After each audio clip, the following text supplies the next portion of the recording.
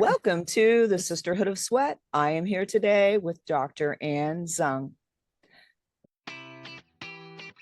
Hi, I'm Linda Mitchell, 54-year-old elite obstacle racer, award-winning fitness competitor, gym owner, and author. Welcome to the Sisterhood of Sweat podcast, where we will approach the difficult topics of life, interview inspiring guests, and bring empowerment to all. This community is a place where we can be who we are instead of who others want us to be. Let's get started. A quarter century of probiotic excellence. Essential Formulas Incorporated proudly celebrates 25 years of innovation and leadership in the probiotic industry. Since introducing Dr. Ohhira's Probiotics, the gold standard in full-spectrum probiotics in early 2000, we have remained dedicated to advancing probiotic science through research, education, and cutting-edge product development. Over the years, we have expanded our commitment by introducing groundbreaking products designed to nourish the microbiome, both inside and out, such as Reg Active and Dr. Ohhira's Probiotic Skincare. As we step into our next quarter century, we extend our deepest gratitude to all those who share our vision of probiotic excellence for better human health. Dr. Ohhira's probiotics are available at natural grocers, Sprouts, Whole Foods, and natural health retailers nationwide. Discover the Dr. Ohhira's difference today. Welcome back to the Sisterhood of Sweat, where we believe women could be who they are instead of who others want them to be. Today's guest has spent her career performing under some of the most demanding conditions imaginable. Dr. Tsung is a NASA flight surgeon, triple board certified emergency physician, critical care physician, aerospace physician, founder of Productivity MD, and the host of the Productivity MD podcast. After years of helping people survive high pressure situations, she realized something surprising. Many of the world's most successful people are quietly trapped by their own calendars. She developed the 5 stages of time freedom, a science-backed framework that helps leaders reclaim their energy, purpose, and life. Today, we're talking about burnout, productivity, leadership flow, neuroscience, and why success without freedom isn't really success at all.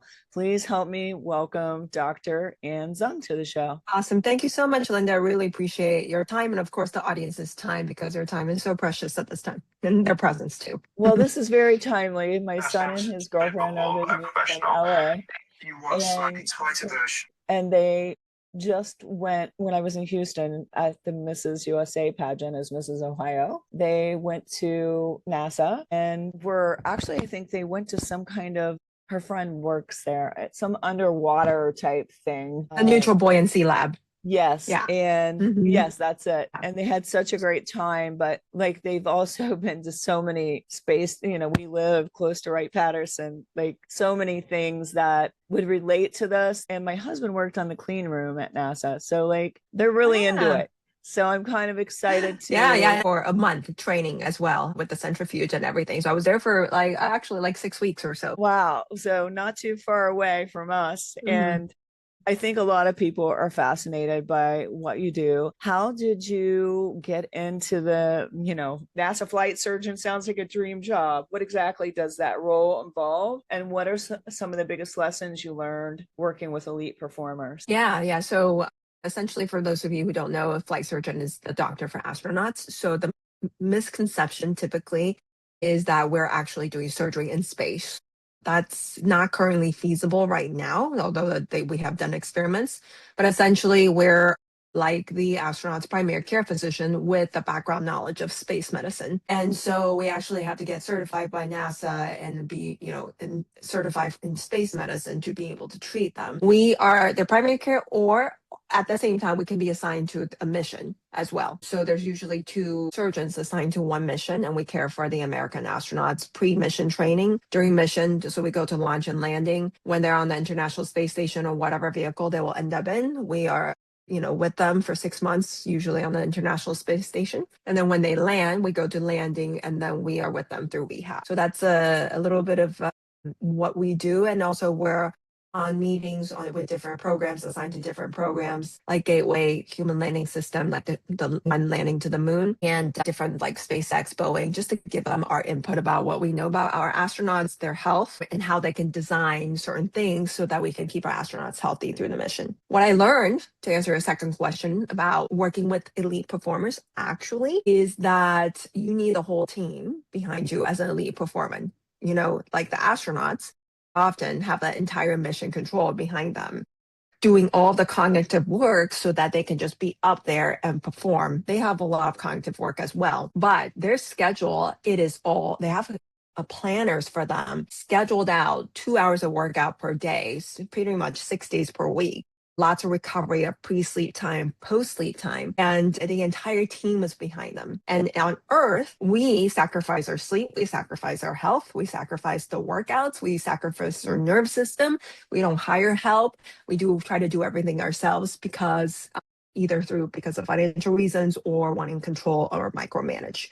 And that's what I've learned truly is if we can model what the astronauts do in terms of like, or NASA do at mission control so that they can have high performance. If we can model some of that, we ourselves, we can also achieve similar things. So how can we incorporate some of those wonderful habits that you incorporate with the astronauts? Yes. I would say it's always focusing, number one, boundaries and longevity and health span first, because a lot of times we will sacrifice ourselves for our children. If we have children, our spouse, our family, our career, and we will do it at the expense of our health. And we will sacrifice, we don't set non-negotiable sleep. We don't set non-negotiables exercise. And we don't set non-negotiables of what actually replenishes our nervous system to get back from sympathetic to parasympathetic. So that's the fight or flight to the rest and digest. And we're always in this low level of sympathetic cortisol drip. And what we're doing, we're always rushing from one place to the other, and we're always reacting.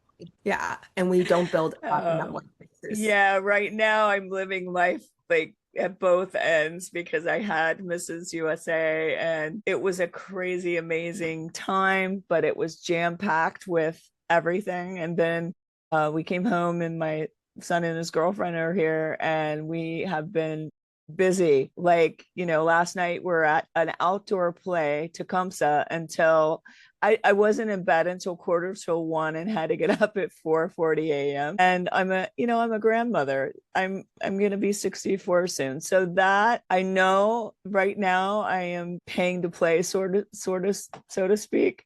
I am playing full out, but I had a nap right before this. I had to have a nap. I was like, okay, because we'll probably have a ton more to do before the weekend is up. And I'm just trying to do everything, So I can relate to what you're saying about that, just going from one thing to the next without stopping.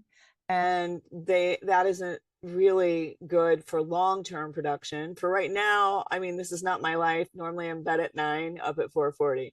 But I think a lot of people could relate to what you're saying. So how can we slow down and realize and really do it intentionally, really grab a hold of some time freedom? Yeah. And by the way, you look amazing for 64. I mean, that's so awesome that what you're doing probably from your fitness journey too. So that's right. And I do get plenty of sleep most of the time.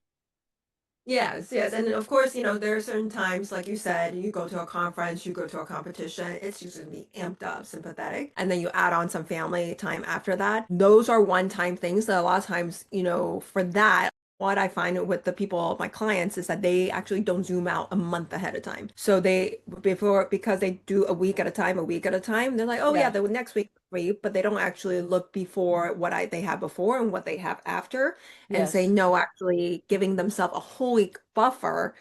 For example, I'm living in Japan right now. We were in Greece for 3 months with our family. That 1 week of jet lag week of being in Japan, I scheduled like nothing because I knew I was going to be subpar. So I didn't want any cognitive load in my head. So those are like transient one-time things. But a lot of people that I've spoken to or work with, they do it regularly. Every single day, it's a cycle. They will like So it depends on what stage of time freedom you're in. There are 5 stages, which we'll talk about. But they will wake up and they'll start reacting to their inbox, their text messages, social media, and start reacting to other people before they serve themselves first. And then by the end of the day, they're reacting all day, and then they get on Netflix or they're on social media or they're trying to finish up errands that they didn't get to finish during the day because they're just like serving everybody else first. And then so they delay their sleep, even though they actually need the sleep to perform and to get into flow state easier for 5x output. They actually delay the sleep and then the whole cycle starts again. So for those people who, it depends on your chronotype, we can talk about your chronotype. For those people who work best, you have a peak zone in the morning, really in order to break that cycle, if nothing else, would be sleep protection, because flow state starts the night before when you go to bed actually. And I talk about flow and peak performance a lot, but everything else is the band-aid. There's flow triggers and there's different protocols to activate flow, but flow basically starts the night before and everything else are band-aids. You've said many high achievers become time prisoners. What does that term mean? And why do so many successful people end up there? Yes. The reason why I realized it is because I was trapping myself on my sabbatical. So I'm currently on a 1.5 year sabbatical with NASA because I'm traveling with the kids for a year. And 2 months into the sabbatical, I basically have free control of my schedule because I don't have the 8 to 5 meetings anymore, Monday through Friday. And so I started saying, yes, I have the Tsung MD, company, the Time Freedom Advisory and Peak Performance Advisory. So I have said yes to collaborations, other conferences, podcast, media collaborations. And because I have time now, but I remember 1 a.m. in the middle of the night after working in the ER, I was going through in my head all of the things I haven't done because I said yes to, but the loops weren't closed. And I felt in my heart that I didn't feel free at all, even though I had the societal definition of time freedom. Control my schedule, 60 nanny hours a week for my 2 kids right now. I had, weekly date nights. I work out 3 to 4 times a week. I do all my recovery stuff. So my calendar looked like I had everything. I spend 4 to 5 hours a day with my kids, no work on the weekends. But inside, I did not feel free because I had a pressure to optimize. And my mindset, the emotions, with time itself actually was trapping me because I was so uncomfortable with white spaces and I was uncomfortable with not producing. Oh my gosh. And I literally came back from that thinking of, I was on cloud 9. It was like fantastic. So much fun. And I came back and I'm thinking of all these things I want to do. And I'm like, yeah, okay, I'm going to do that.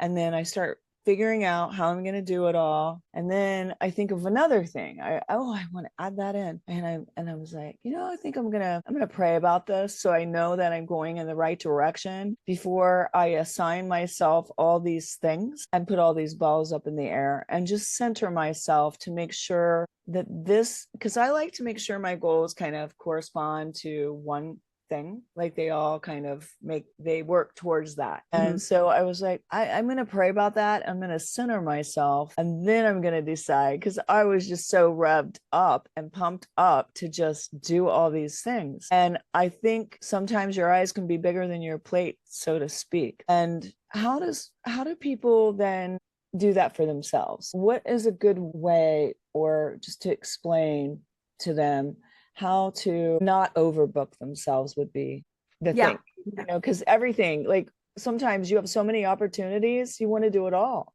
Yeah, I think I'll talk about the most immediate thing they can do. And then if we maybe after that, we'll walk through the 5 stages of time freedom and they can get a sense of where they are and really truly the next step they need to do in order to actually ascend. But the most immediate thing is having a decision filter for your, for things coming at you. So I would create a life vision. If you don't know what a life vision is, it's something that you imagine yourself like 85, 90 years old with good health, mental health, physical health, what you would be doing, contributing to, who you're spending your time with, what are you feeling, how much are you making, passive income and anything, what are you learning, what emotions are you experiencing, where are you living, what countries, how many houses, whatever.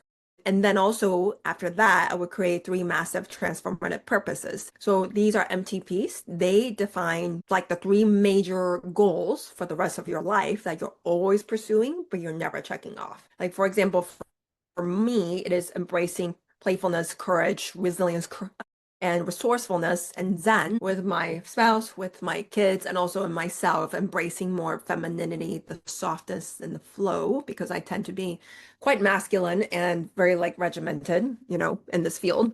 So that's one of them. That's one MTP. The other one is like advising others to help, people achieve true time freedom, not the fake time freedom that we often think it is.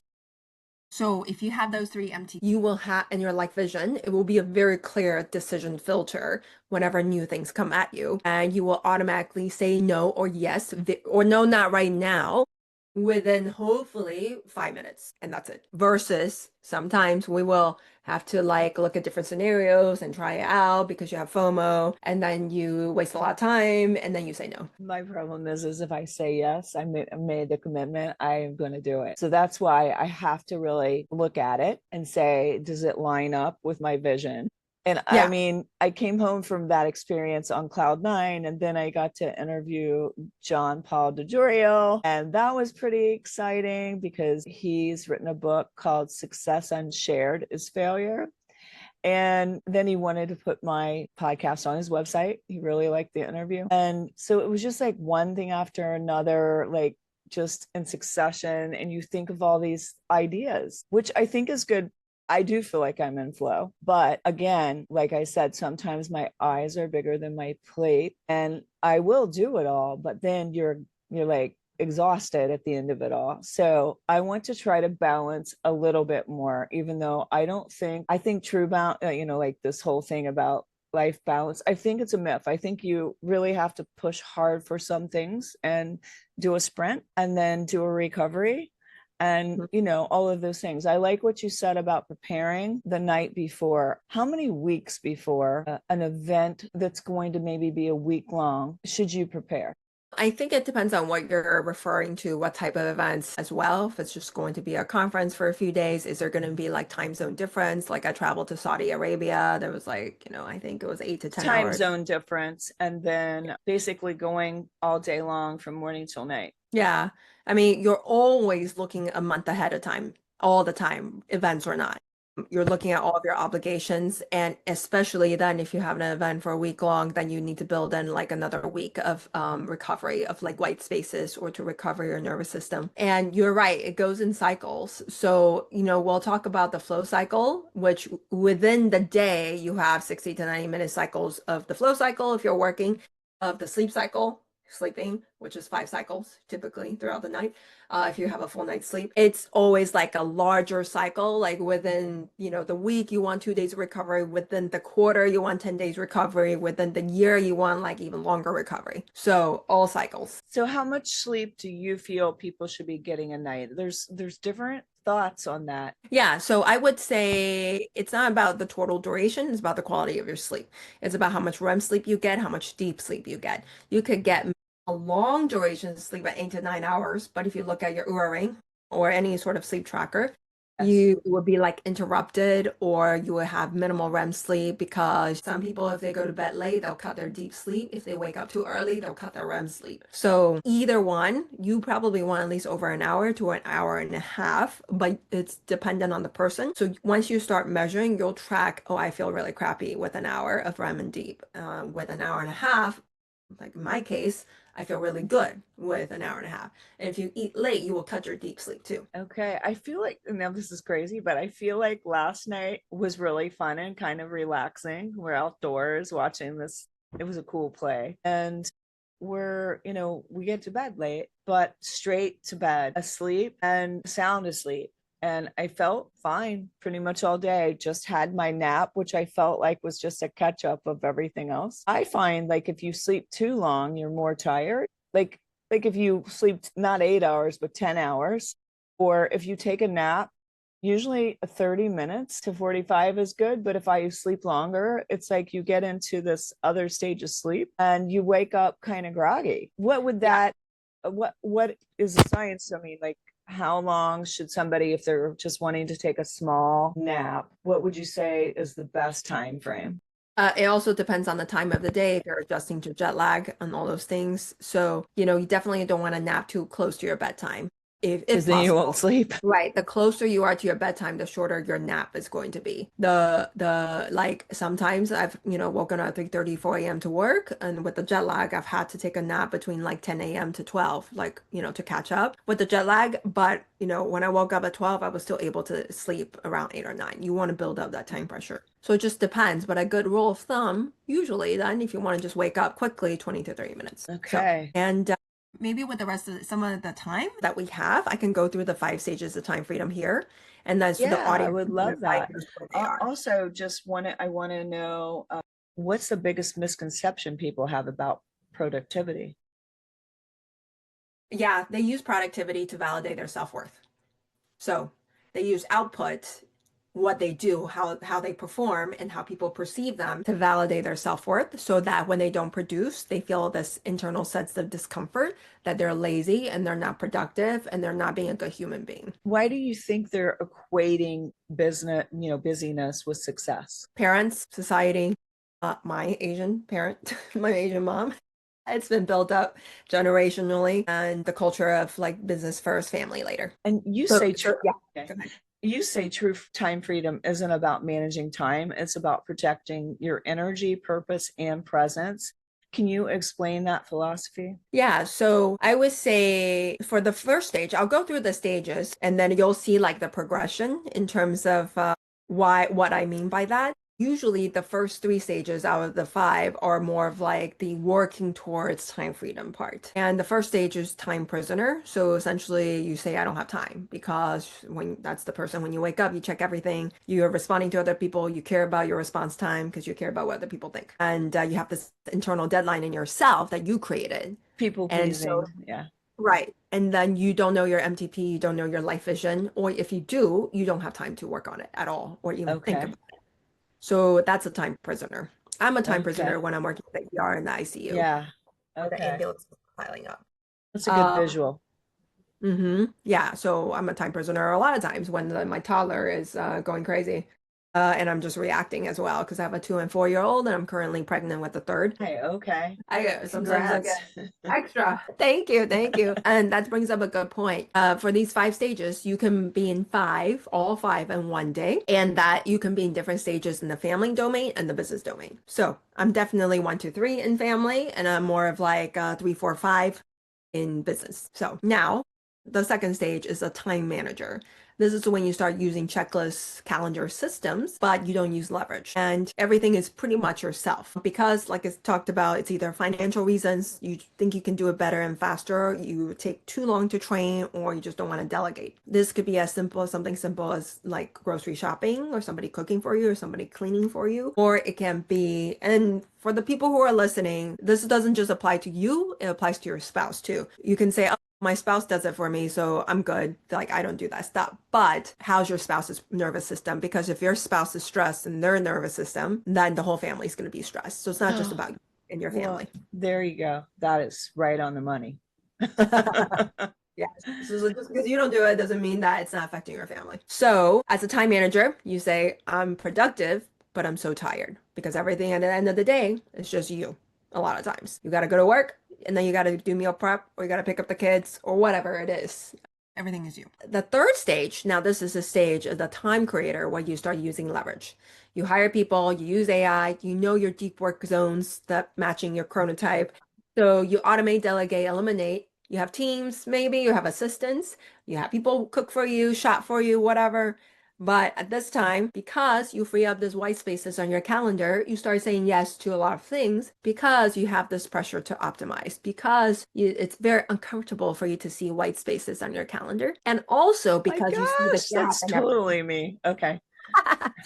yes, see the gap and things. You see what's wrong before you see what's Ah, right. You see how things could be better, faster. So when anything delays you in any way, your schedule, because your schedule is like so matched up and perfect and one thing after the other, even with workout and recovery time, any delay irritates you. it makes you super angry and frustrates you. Or any deliverable that comes that's not optimal and you have to spend more time on the deliverable going back and forth, it irritates you as well. Anything that slows down progress irritates you. So in a way, your emotions are actually always FOMO, stress, looking at what's wrong, and never like in an abundant, grateful state. So this is the stage, what I call the fake time freedom, a lot of times, because for some entrepreneurs, even though they have full control of their schedule, this is when their head actually prevents them from experiencing true peace, flow, and they're actually still trapped by time because they have this urgency to perform within this slot of time. Now, the fourth stage is called the time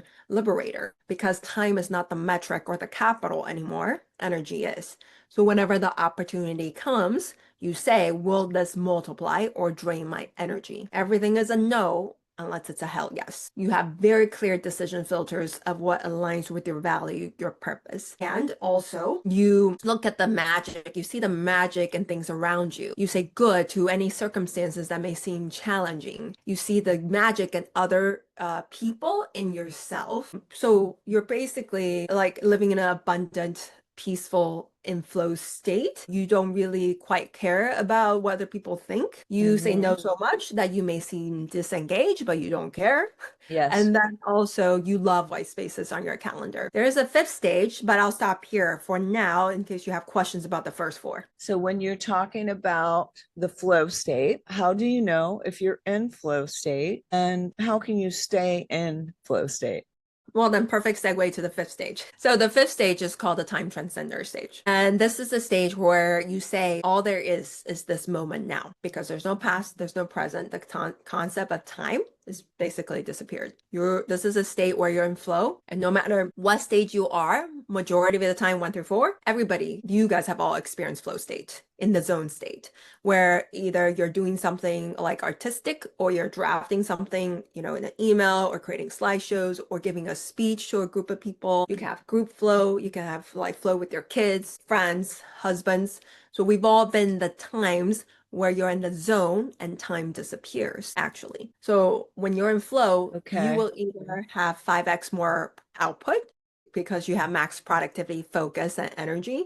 Yes. Or that's when you're spending amazing, beautiful time with people you love. And that's why you want to live in this state as much as possible. Yeah. Because the moments that you create is the moment you'll remember at the end of your deathbed, the end of your life, essentially. So it's when we're doing, like, that's it right there. When you're doing something you love, like, when your feet can't wait to hit the floor in the morning because you're excited about your day versus dreading your day, being in alignment with your purpose, like we talked earlier. And I have to say, people told me I was tranquil this week. I've never heard that before, but several people said that. And I think I felt completely in my purpose and my family was there. And so I think I was somewhat in flow because that's that, I kicked off my shoe an opening number and it didn't faze me. I just laughed and put the shoe on and it was like, didn't even like, it was fine. And there was, like, I don't remember what else, but it was things like that where I meant to say in my interview round, I meant to say tears and I said ears. And then I just started laughing and they started laughing. So I think I felt very much in flow. I wasn't really worried about the outcome, but the outcome was good. And it just seemed like when you're in your purpose, that flow state comes more often. Yeah, when you're on purpose, that you're not looking at the gap so much or what's wrong and criticizing yourself so much. And that's one, so you can be in micro flow or macro flow. So one of the definition of flow state is that the self-critic like goes away. Like there's no more self-criticism. Yeah. So, but in the flow, typically, if it's like a deep focus flow, it lasts about 60 to 90 minutes. So it's like the watery flow that needs a container. And the container for the flows, stage 5 is stage 4, the time liberator. So stage 4 makes sure you don't just keep flowing and then like lose all of your practical obligations, like you got to go pick up your kids or you got to go to the next appointment or the next podcast or something. Yeah, so I can see that. I can see what you're saying because you don't want to be stuck in flow state, so you're not also taking care of very important responsibilities. Yeah, and During flow state, you asked how do you know when you're in flow? There's different types of flow, but the specific type about working, diving in, creating, things like that, or could be, talking to people and, just time just flies by. You don't know you're in flow until you're out of the flow. You don't know you're in flow until you start thinking about the past and present. And I it's mean, kind the of past like, and the future. I'm yeah, sorry. it's kind of like being in the zone. Yeah. Like when you're in the zone, it's just like nothing can touch you there. Like it's Mhm. just so it's the cool state to be in, but you also have to have some recovery from that, right? Yes. So this flows well into the flow cycle. So the flow cycle, 60 minutes, 90 minutes, maybe max 120 minutes. The first stage is a struggle phase, which takes about 10 to 20 minutes where you're sitting down to try to focus before you get in the zone. Yeah. And then you get to the top of the hill is the release phase, very short. And then you're Okay. flowing down the hill with momentum. And this is the Mm-hmm. stage where you're flowing, but you don't know you're in flow until you're out of flow. And then the end is the recovery period, which we often don't schedule during our day. So we just keep going for like 2, 3 hours until our output just keeps going down, down, down, down. So ideally, what you want to do, I schedule flow blocks for all my clients based on their chronotype. But essentially, what you want to do is you want to wake up within 30 minutes, start working instead of going to the gym, meditating, journaling. You want to stack that as your recovery after the end of a flow block. So you would flow first, deep work first, creative work, or stuff you don't want to do for an hour or 30 minutes if that's all you have, or an hour and a half.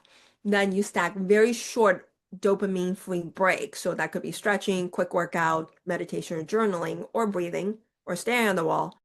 Then you go for the next flow block of work for an hour and a half. Then you stack another.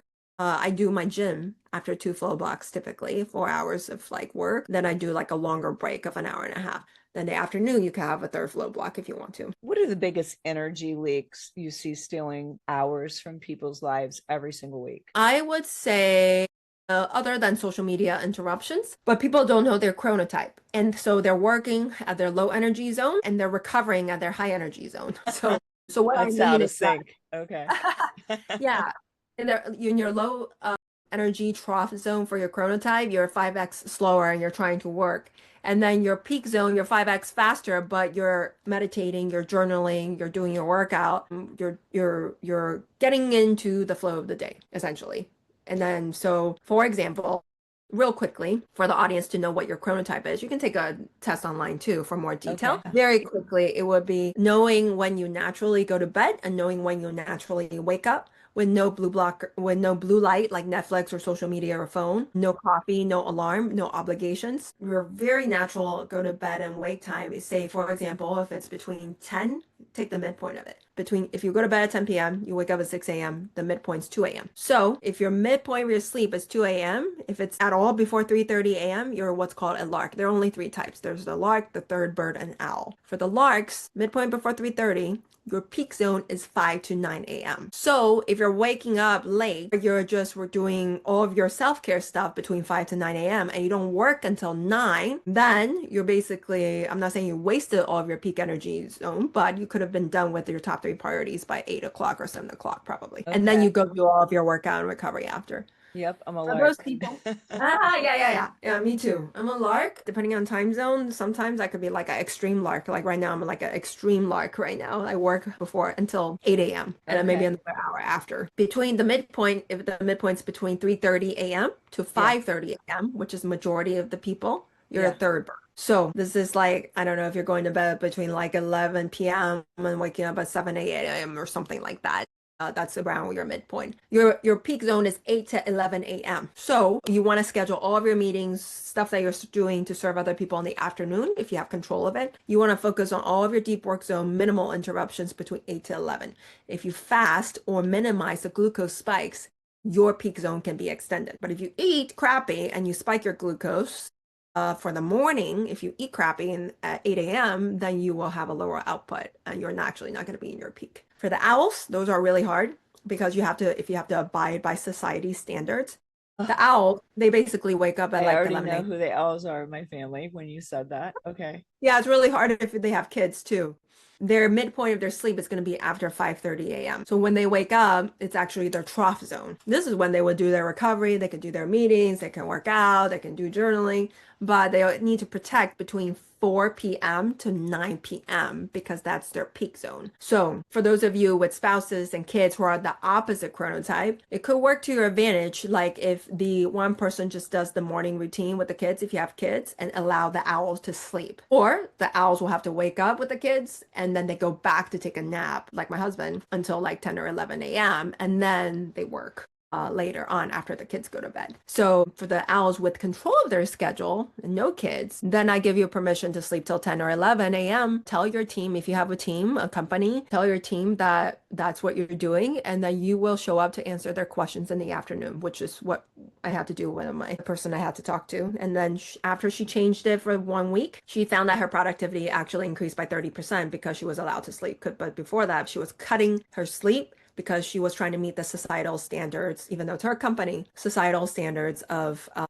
the working time. She had to be available for her employees. So women often carry invisible mental loads at home and work. How can they begin setting better and healthier boundaries without feeling selfish? I think you have to use leverage other than yourself, because what I mean by that is that we will often do things for other people more than we will do for ourselves because it feels selfish if it's just for us. Right. But if you think about any leverage that you have, for example, any aging parents you will need to take care of, spouse you may need to take care of or not, or if you want to have a wonderful relationship, passionate relationship, or you want to have a friendship, any kids that you have, whatever that you are doing now, if you have young kids especially, you are basically modeling that behavior for them. Right. Modeling. Yeah. Modeling behavior. Or you don't have the health span or lifespan to either, or energy to take care of your aging parents because they're going to be gone, or you don't have the health span to spend as much time with your grandchild or your children because you're not taking care of yourself. So you cut your time with both your aging parents and also your kids and your spouse too, the quality of the relationship. And it could be multi-generational because the way you're modeling things, if you're modeling that you don't need to recover your nervous system, output is more important than, rest and digest and the white space, then your kids are going to model that and they're going to go through their whole life trying to use their output to validate their self-worth, and their grandkids are going to do that. So it stops with you. It's a whole thing because I see it also in just the way that you eat, what you celebrated as holidays and the way that you used food or you were rewarding them with treats and things like that. It's hard to break that when you're an adult if that's how you got rewarded. So I think like people really need to realize what they're modeling. I like that you said that. Now, you took a 1.5 year sabbatical from NASA. I'm on it right now. Yeah, I'm currently on it. Okay. That had to be a huge decision. What led you to step away? Leverage, same thing. It took me a year to actually ask, because the decision was I would have to give up something I worked 16 years for, because in case they say no, I was ready to resign. But it took me a year to get to the point to have the courage to say, okay, I'm ready to let it go. And the reason is because my kids are 2 and 4. Their EQ, model of the world unconsciousness, is going to be formed before like 5 to 7-ish. Yes. So I was on a time crunch. I wanted to teach them travel, resilience, resourcefulness, courage, playfulness. And I thought to myself, if I don't ask for time with them, then nobody else will, because they're too little to do that. So unless I create the time and experience, they will never get it. And so also, I had to have the courage to do it. You don't want to live in regret that you didn't, like someday later, because you're really building their foundation at those ages.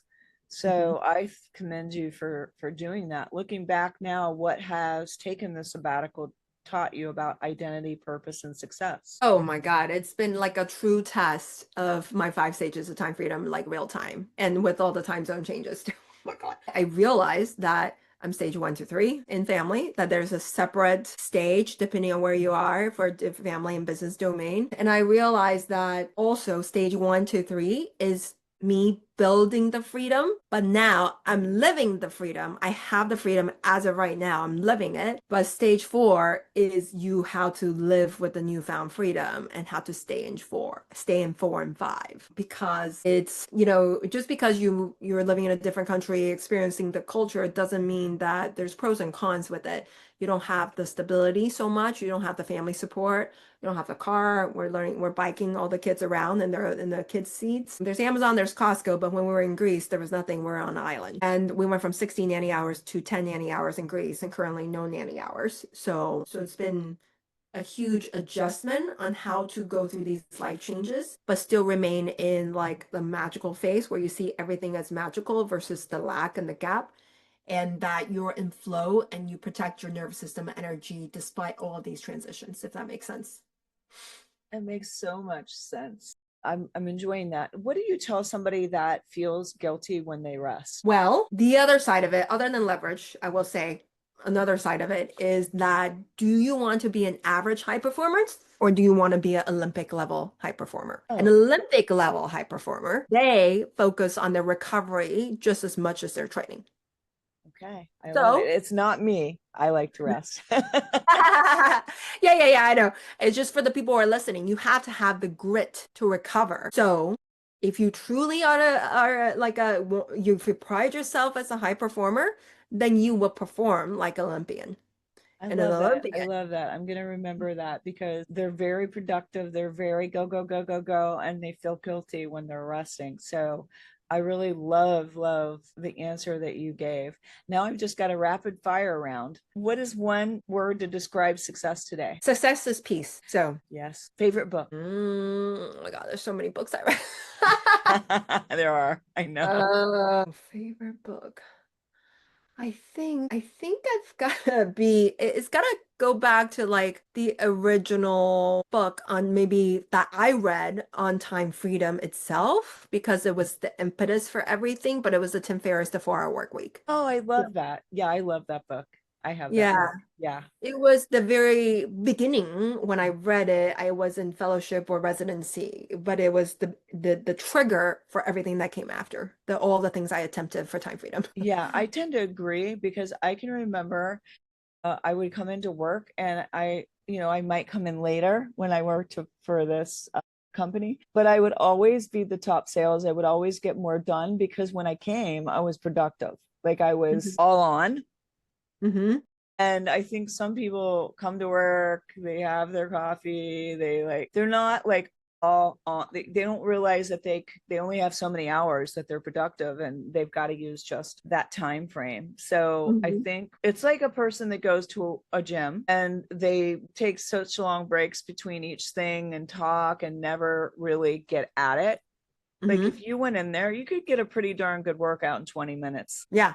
Yeah, it's about the intensity, not the duration. What I call that is working the gray zone versus being like a lion or a lioness, go for the hunt, and then fully sleep and recover. Versus, no, it's just a lot of people work in the gray zone, just kind of like half there, half not there, half eating, half not there. So yeah, I love that book. Morning coffee or tea or just water? Yes, I don't know if you can say I have morning bulletproof matcha with grass-fed butter, MCT oil, cardamom, nutmeg, and butter. I already said butter. But ceremonial matcha. I love that. I put just a little Himalayan salt as well. Oh, yeah. You can try that. Yeah, like it's crazy, but I was listening to, I forget Nellie's name, but a doctor, and he talked about all of those things in your coffee, how good they are for you in the morning. What is your one habit that everybody should start tomorrow? Other than, maybe on your calendar right now, figure out your chronotype and block your chronotype peak zone. So that's something easy to do. So either your peak zone is 5 to 9, 8 to 11, or 4 to 9 p.m. And then once it's on your calendar, you will see any yeses you say will have to be worth sacrificing your peak energy zone. Ooh, that is good. I'm going to remember that. I like that a lot. Okay. What is the best advice you've ever received? Just be, I would say. So what I mean by that is, long story short, I went through this whole training, meditation, forgiveness. My purpose and goal I wrote for myself was just be present at the end. The coordinator was like, why do you just have to be anything? There's still a goal there. There's still something to strive for. And putting pressure on yourself, and that why can't you just be, and everything will be enough, just like the babies, just like kids, just like flowers and trees. They don't have to do anything to deserve unconditional love. So that put the pressure off of me. Oh my gosh, that goes along with my I did a speech in Lincoln Square in New York, and it was before I lifted one finger. I went through that same whole healing journey where you learn that before you achieved one thing, you were already worthy. Yeah. So that's kind of the just be, just like, why do you have to, you don't have to earn your worth, basically, by being anything. You're already like amazing, you were born amazing. And so I love that so much. If you had one extra hour every day, how would you spend it? I would just flow with it's all the purpose will be on sympathetic nervous system recovery. No matter what it is, the whole goal is to avoid activating my sympathetic nervous system. So I would do anything, either spend time with my kids, which actually that probably activates my nervous system more. Maybe I need more time away from my kids. And just do nothing and go to the beach and have the water soaking in me and feel the sand. That's grounding. That's probably what I would do. Oh my gosh, I love Because I already get 6 hours with them per day now. It's 5 to 6 hours with them per day. So I think that's enough. Yeah, you're getting enough. I need more grandchildren time. When I'm with my grandchildren, I laugh and smile so much. Just even looking at their picture lights me up. But I'm not spending 24/7, So it's kind of funny. And then I guess my last rapid question then would be, we already answered the biggest productivity myth. Yeah. I think, you know, the myth is that productivity is based on output in business or career a lot of times, but the productivity really you should look at how, I don't know if productivity is the right word, but you can use that with your family, with your relationships, how productive you are in your relationships and relationships with loved ones and yourself, how productive you are in your health span and your lifespan. So those are other definitions in productivity. Yeah, because your health affects everything you do. So that's why I always say health as well. Wow, this has been so inspiring. I have really enjoyed this conversation. I love your message that success isn't measured by how we fill our calendar, but by how much freedom, presence, and purpose we experience every day. Thanks for sharing your wisdom with our Sisterhood of Sweat community. And where can they find you and get a hold of this time freedom? Yes, they can. AnnSungMD.com is the main website that has everything. That's ANN, T as in Tango, as in Sierra, UNG as in golf.com. So they can find me on social media. But I would say the biggest thing there, if you wanted to know what stage of time freedom you are, there's a quiz, AnnSungMD.com/quiz. And you can assess yourself like really truly what stage of time freedom you're in. And I have a community on School that houses all of the flow activation protocols and tactics that you will use depending on what stage you're in to ascend from stage to 5, or what to do when you drop a stage. So I'll send that link to you, and your audience will have access to that as well. Okay, thank you so much. And everybody listening, if this episode encouraged you, please subscribe, leave us a review, and share it with someone who needs a little more peace, a little more freedom in their life. Remember, you can be who you are instead of who others want you to be. Until next time, keep believing in yourself and keep showing up. Bye, everyone. Bye. Thank you so much, Linda. Appreciate your time. And I hope that all of our listeners have enjoyed this podcast. And if you guys have really enjoyed this, please review us in iTunes, and also share this episode with your friends and your loved ones. Thanks again for listening to the Sisterhood of Sweat.